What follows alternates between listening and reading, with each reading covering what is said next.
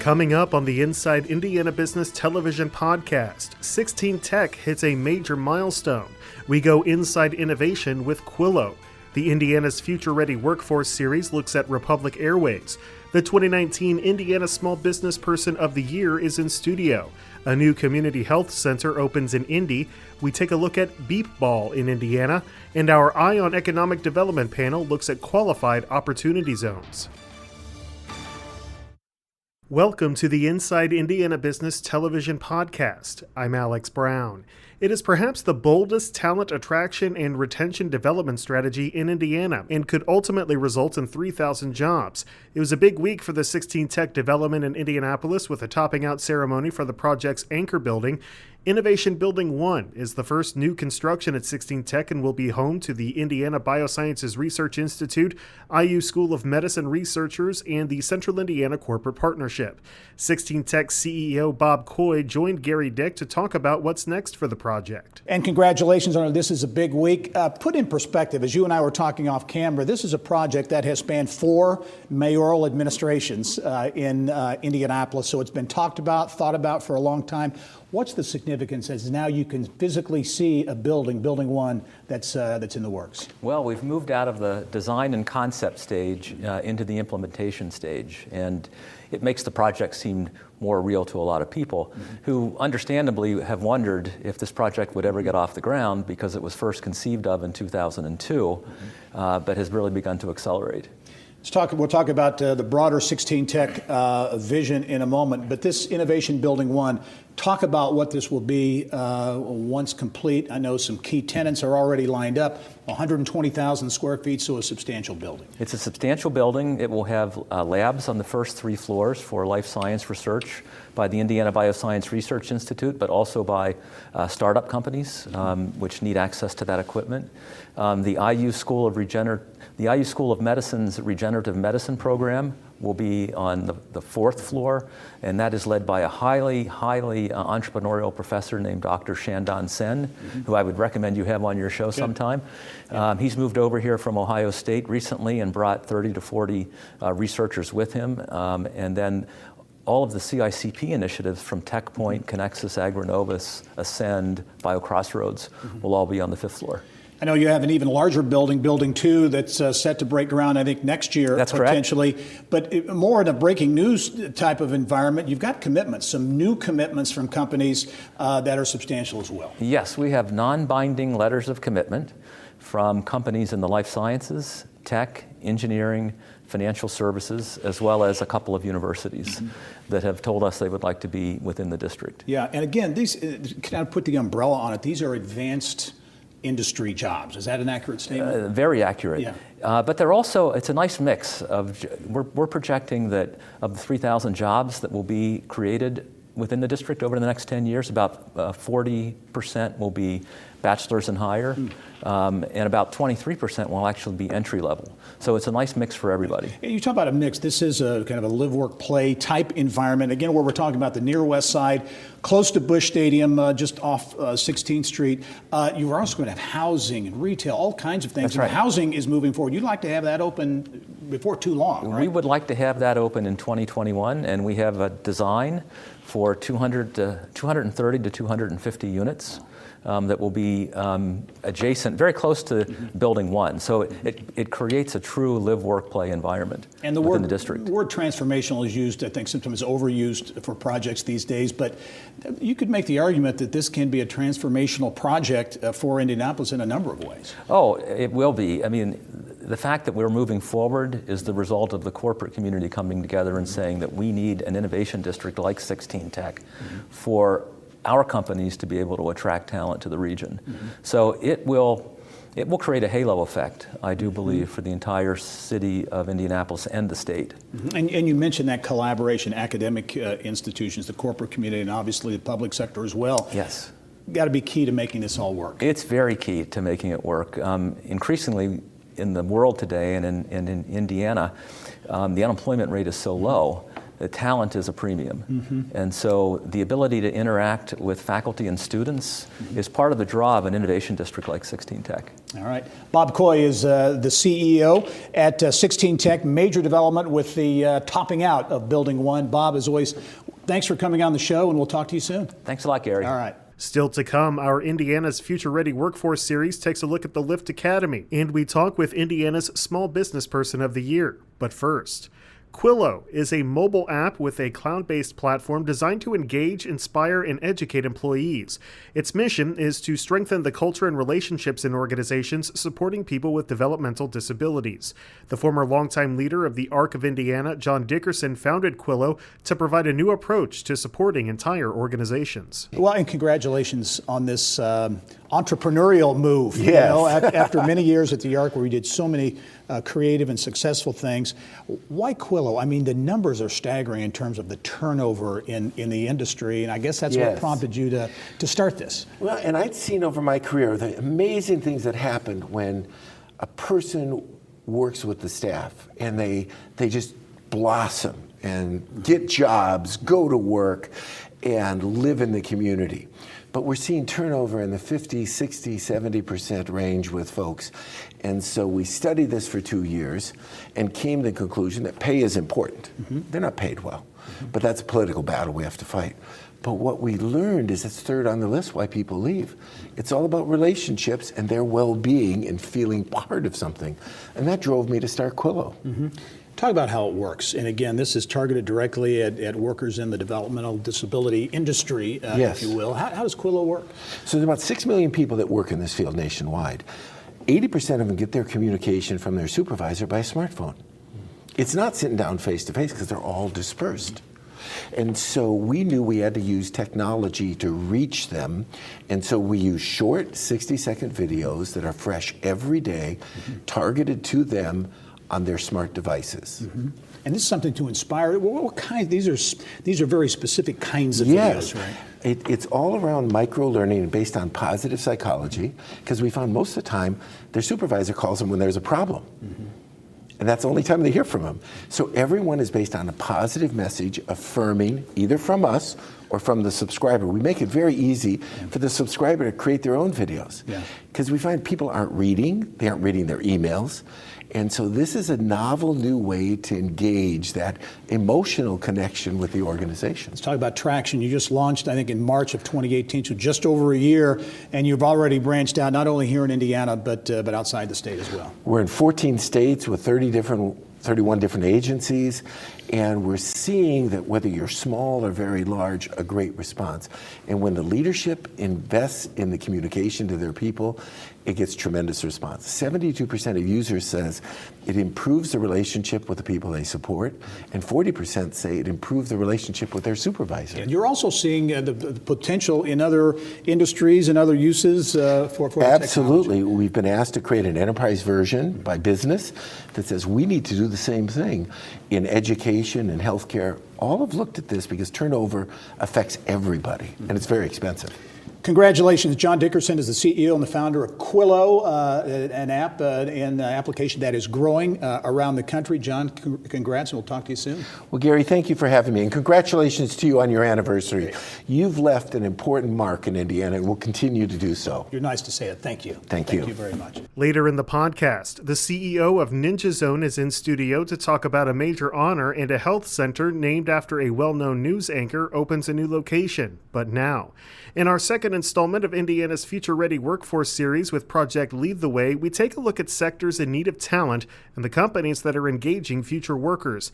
It's a great example in Indianapolis, and Republic Airways Chief Administrative Officer Matt Koskell gives details on how the Lift Academy could create jobs with its direct-to-hire, classroom-to-cockpit path for students. Let's talk about, first of all, that need. There's a pilot shortage that's been out there for some time, and a real feeling out there in the marketplace that technology workforce needs have really passed up traditional education. Yeah, they've not passed up in general, but we haven't done enough to make it affordable and accessible, and enough streams of affordable, accessible education for students who want to get into the cockpit or get into the technician field. Yeah. And the need is great. We have a need for over 600,000 pilots over the next 2 decades and 600,000 technicians over the next 2 decades. So you've got 1.2 million high-paying aviation careers that need to be filled, and not enough infrastructure and educational paths today to get people into those jobs. In a very bold move, I think, Republic Airways decided to take matters into your own hands, essentially investing $50 million into the Lift Academy here in Indianapolis. Talk about that. Launched a year ago and has really gained a lot of traction. Yeah, we did, and we're really excited about it. We launched last September. We sat our first class. We have over 100 students enrolled and actually flying over the skies of Indianapolis today. Wow. We've had applicants from over 50 states, from all 50 states, excuse me, and we have students from dozens of states around the country. So we're bringing not only education for folks here in Indianapolis, but we're attracting people to the city of Indianapolis for this exciting opportunity. And we really see this as an opportunity for us to not only ensure we have high quality, high trained students who can matriculate to our cockpit, but we're making it more accessible to a diverse population that's really been left behind in aviation. Yeah, and you're really engaging the workforce, for high school graduates, but also career-changing individuals, military, those who've served in the military, getting into these positions that pay well above the average wage. No, absolutely we have. And the military is a great place for us because there's a lot of active military who are coming back and looking to re-enter the workforce. They've been around aviation, but not necessarily been trained to be in the cockpit or actually be a technician. And we're able to take that interest and provide a low-cost opportunity for them to not only get the high training, but once again, have guaranteed employment at Republic Airways once they complete it. Innovative partnerships, part of this process. I know your partnership with Project Lead the Way connects with students in high school in the classroom, but also getting teachers excited about aviation and teaching that in the classroom as well. Yeah, we couldn't be more excited than we are with the Project Lead the Way partnership, because we can't do this alone. We need to excite a lot more of the future generation into aviation, and that starts with helping them connect with not only understanding the opportunities, but getting connected with the emotional excitement of aviation. In that partnership last year, we took over 50 counselors and high school teachers to the Oshkosh Air Show. We flew them up to Air Adventure, which is a one-day introduction to career opportunities in aviation, and we're going to do that again this year. So it's an exciting opportunity. We're also working with them to expand curriculum and courses into the high schools. So. Very good. Applicants from all 50 states in the Lift Academy. Matt Koskela is Chief Administrative Officer at Republic Airways. Thanks as always, Matt. Hey, thank you. All right. Remember, you can catch Inside Indiana Business Television on stations throughout the state every weekend. Head to InsideIndianaBusiness.com to check listings. Still to come, a health center network named after a national broadcaster celebrates an anniversary, and an Indy team seeks another Beep Ball championship. But first, Indiana's Small Business Person of the Year for 2019 is the Chief Executive Officer of a Greenwood-based company. Casey Wright is the CEO of Wright's Gymnastics Academy and Ninja Zone. She joins Gary Dick to talk more about what prompted her journey to Ninja Zone and future growth plans. Congratulations, too. 2019 Indiana Business Person of the Year. Got to ask you what that experience was like. I know you traveled to Washington, D.C., representing the state of Indiana. What was that like? Well, I like to say it was like a little business pageant, which was pretty fun because you were every state was represented, and it was just awesome getting to go to the nation's capital and being the person from Indiana, a state that I'm from and I love. Yeah, and you are truly an entrepreneur. You grew up a gymnast, second-generation gymnastics coach, grew up in your family's gymnastics operation that's been in the market for decades, right?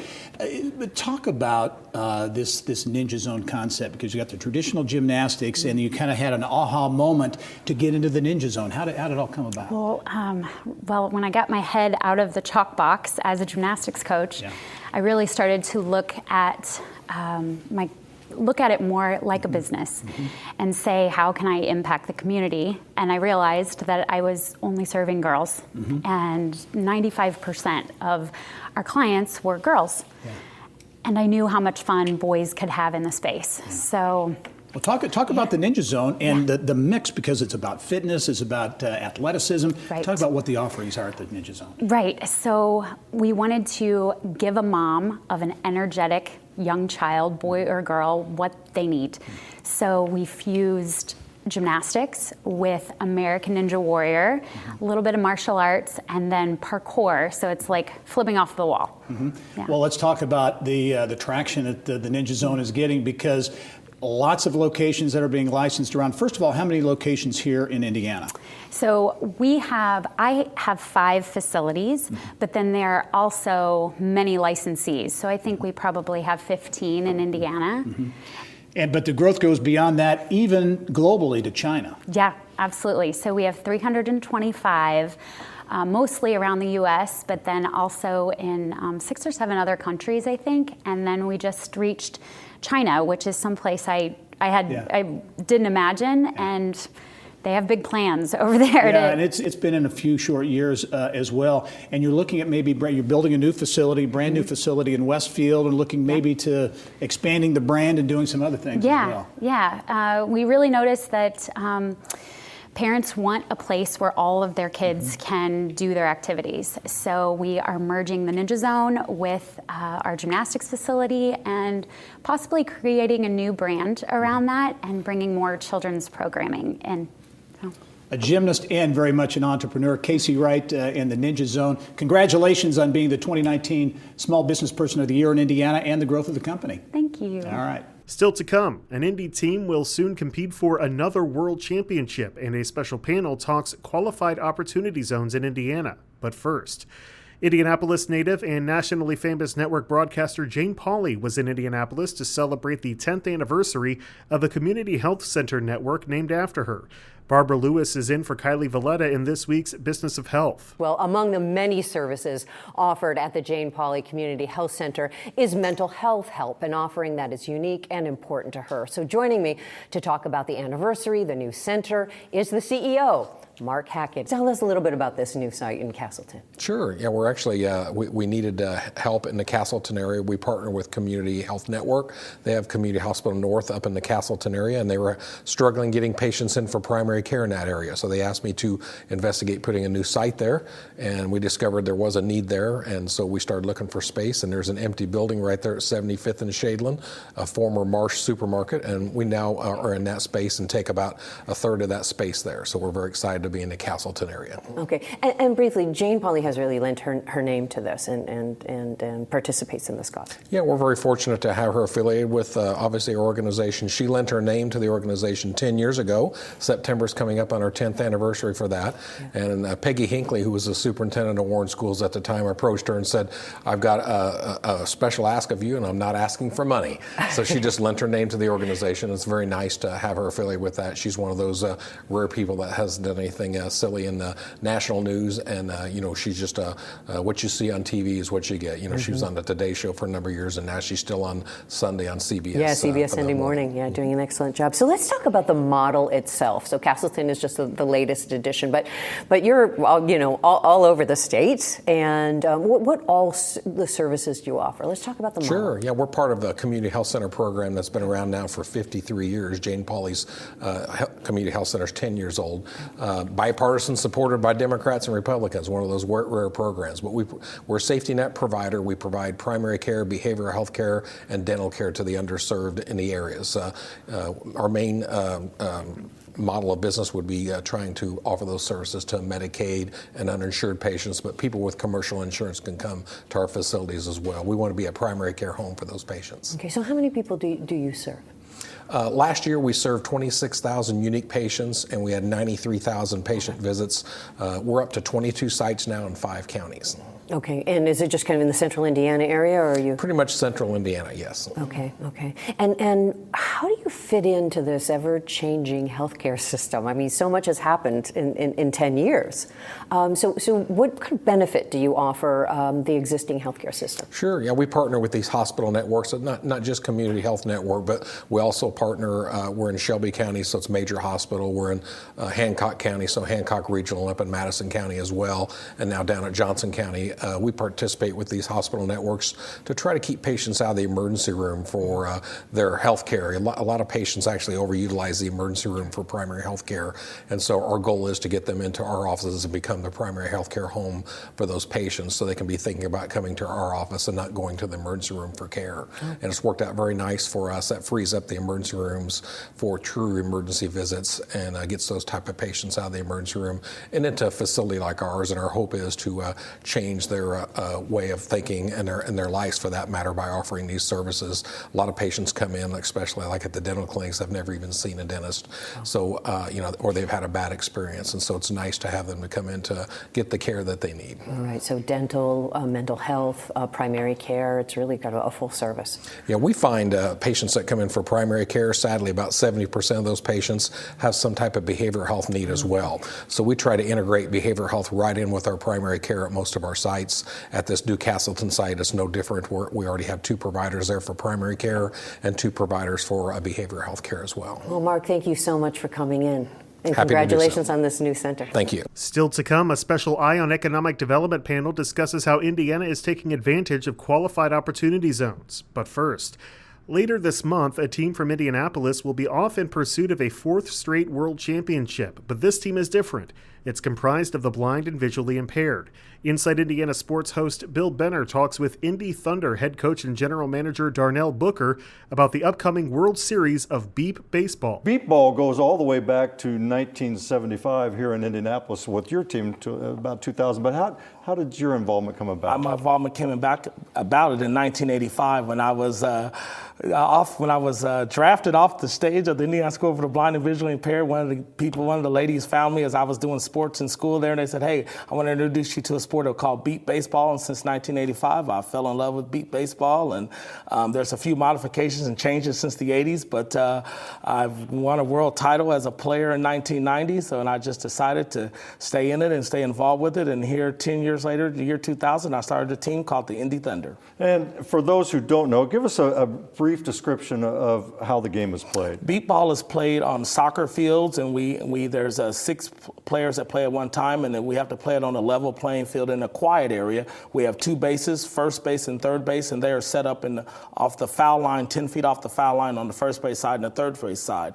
And the balls beep and the bases buzz. It's about a 16-inch softball, and then there's a beeping sound throughout the game with the ball, and the bases are random, first and third. So once the batter hits the ball, the base operator determines what base the batter runs to. And the pitcher and the batter are on the same team, so the pitcher and batter are teammates, and it's not like a regular baseball where the pitcher tries to strike you out. And everybody wears a blindfold, Yeah. so there are obviously various Right. levels of visual impairment, Right. but everybody wears a Yeah, blindfold. all the players and the batters and the fielders all have to wear a blindfold to make the playing field equal, and it's like a race between the batter and the fielders. If the batter gets to the beeping base before the fielders track the ball in the field, they score a run for their team. If the fielders track the ball and hold it up before the batter gets to the base, it's an out. And those fielders are signaled by the spotters in the field that can see the ball coming off the bat, and there's particular zones that the fielders play. 3-time world defending champion. You're the coach, general manager, but you said, like in every other sport, talent is what really matters. you gotta, and a lot of hard work and practice. A lot of hard work. You got to have the athletes, you got to have the players, and you got to be. Everybody has to be on the same page, like in any organization, on and off the field. And we have the camaraderie. We start our training in January, and we go all the way to the end of August. We got a nice practice facility on the west side of town that they've given us an in-kind donation, which is called Indy West, and right there on 10th Street, West 10th Street. So they're so kind and gracious to give us a nice space room where we do all our stuff in January. Athletes come from the Indiana School for the Blind. You said Bosman Enterprises. Right, and then through word of mouth and up, and like we got some players. Our team is based all over the state of Indiana, even though we play in Indianapolis. We got players from Fort Wayne, Evansville, Muncie, just all the surrounding donut counties. So it's truly Indiana's team. And the rosters, between volunteers and players, you have about 40 people. About 40 people on the roster. Yeah, correct. And you do have some young kids. I mean, 16 to 22. Yeah, 16 to 22 is my starting lineup. Some of these kids are still in high school, juniors and seniors in high schools. Back in the day, if I was wearing a World Series ring, my finger in high school, I'd be so proud of that. So those kids are proud enough.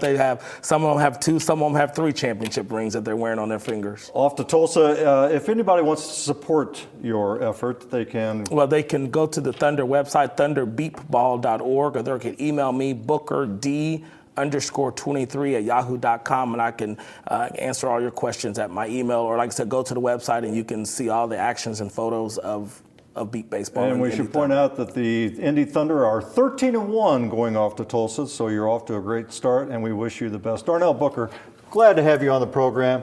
Go get a fourth world title in Tulsa later this month. And finally, the 2017 federal tax reform package included the creation of qualified opportunity zones, distressed areas that offer tax benefits for developers and other investors. They were hailed as a potential economic boon, but how has Indiana's economy fared so far, and what does the future look like? ICE Miller partner Matt Anger, Katz, Sapper & Miller partner Chad Halstead, and KSM Location Advisors CEO Tim Cook discuss QOZs in this week's Eye on Economic Development segment. Chad, I'm going to start with you.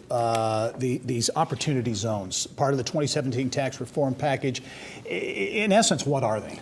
Yeah, well, really, they're a construct of tax reform, and probably, brand new program that I'd say the potential for economic development and tax advantage there rival anything that's ever kind of came through the revenue code. But in a maybe a high level sense, opportunity zones are really geographic locations, and that generally follow low income census tracts. Okay, and so the program entices individuals, investors, opportunity zone investors, to take capital gains and invest those into these opportunity zones. And if you do that, Congress is willing to bestow upon you a suite of tax savings. So basically, and in particular, he's talking about these kind of lower income, maybe distressed areas. So the idea to get some money pumped into these areas and kind of revitalize. Yeah, I think that's fair. I mean, really, I think the overarching goal here is to get, kind of incentivize folks to invest in these communities and get money. A lot of people are reluctant to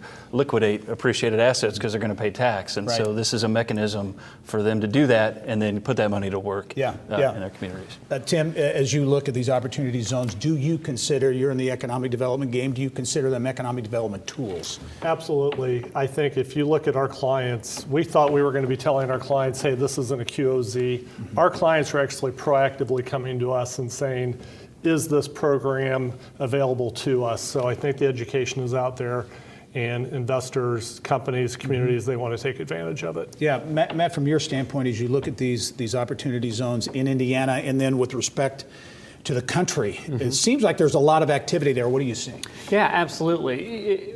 The program got off to a little bit of a slow start. We were waiting for guidance from the Internal Revenue Service. Once that came down, what we really saw was real estate developers that were looking at doing developments in these areas to kind of go full speed ahead with those projects, with this additional program kind of added on to it. I think we're now entering the next phase of what additional projects can utilize this program and kind of in a creative way. And I think we're entering that next phase where those kind of programs or those projects take shape. So too early to tell in terms of the impact so far? Is it just kind of in that formative stage now? How would you assess it? I think people have definitely taken advantage of it, and projects are definitely going forward. I think we are still in the infancy of the overall program. How large of a scale is it actually going to be at the end of the day? Yeah, anybody can jump in on this one, but there's a lot of these zones identified around the country, 8,600 nationally, I think more than 150 here in Indiana. Tim, can you talk about